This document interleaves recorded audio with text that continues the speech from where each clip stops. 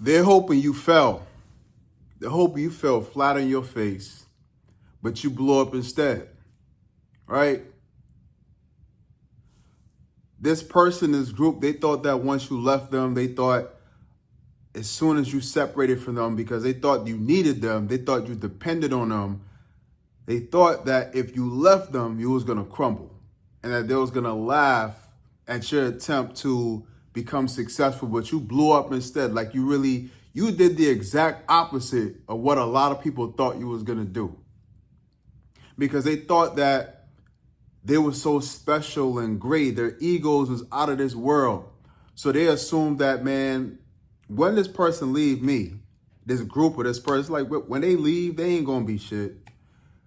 We going to see them in the middle of the street, walking out asking for change. We're going to see them come crawling back. We're going to see them be sad and depressed, looking like a sad puppy. They ain't going to be without us. That's what they assumed. They thought that you wouldn't be shit. But you did the exact opposite. And your separation allows you to grow out of that interdependence or that outright dependence on them. Maybe you were dependent on that person. Maybe you were dependent on that group. Maybe you did seek validation from them. But when you separated, something in you said, I can't do this anymore. I got to grow. I have to mature. I have to step into my power and be independent as a person.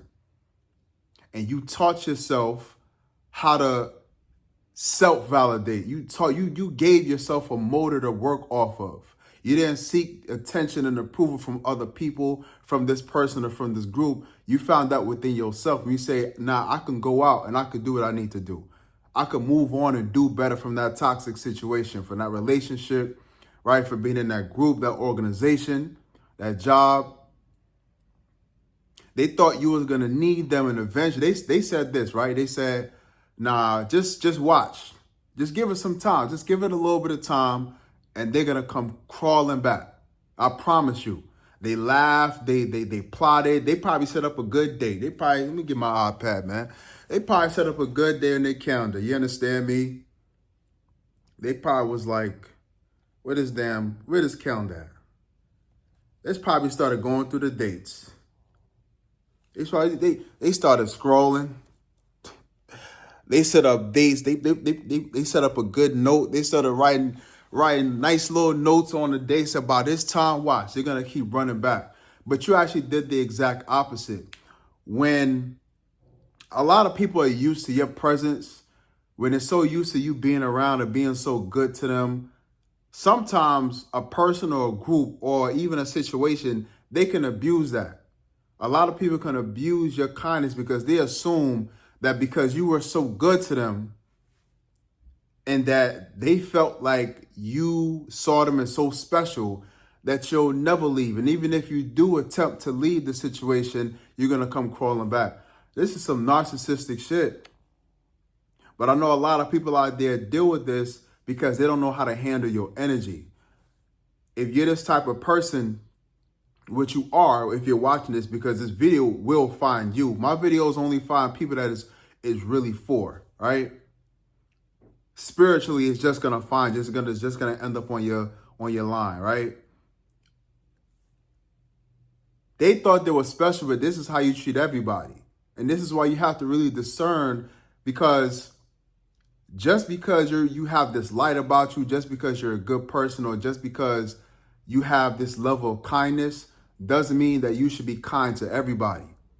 Just because you're good doesn't mean that you have to be good to everyone. You have to be selective with your energy.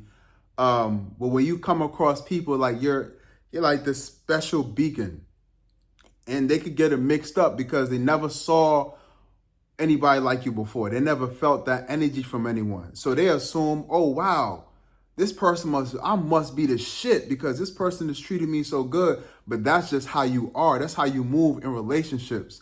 Again, just because you have all this light inside of you doesn't mean that you should give it to everyone. You have to be selective. And the selection has to deal with how you see people respond to how you treat them. If they respond well, if they give you that energy in return, if they give it a love in return, if they reciprocate, if they appreciate, if they have gratitude, all right, you can stay in that situation. But if you have people out here that's trying to play with you, if they're making guarantees on your kindness and they think, they always going to be there, so I don't have to really respect it.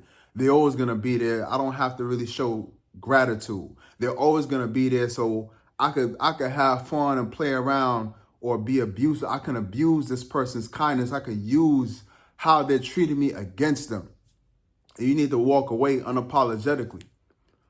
Not everybody deserves that. And you have to know that. You have to know how valuable you are and understand that you should only be giving that energy to people that really hold it dear, that really appreciate it. You know what I mean? But you showed this person or this group how strong and independent you actually are by leaving that situation and becoming better, getting stronger, leveling up in life, getting richer financially, right? Growing and glowing, your skin glowing, you're in better shape. You just started a new diet, your body's better, right? You move into a new spot, you got a new car. Your life actually got better when you left, which is the last thing they ever expected. Because you never needed them, you wanted to be there. You never needed them, you just had a lot of love that you gave them. But now you know, you can't just give that energy to everybody, right? And now it's the exact opposite. You left, you blew up, and when you kind of look back, or when you look at them, they're not the same. Something wrong, something's missing. They've downgraded because your light actually makes other people's lives better. You know how many people's lives are better now because you are in it? You know how many people started to manifest more? They were happier. They attracted better relationships. Their credit score went up, whatever. Their life actually got better because you were in it, because you have that spark and that light.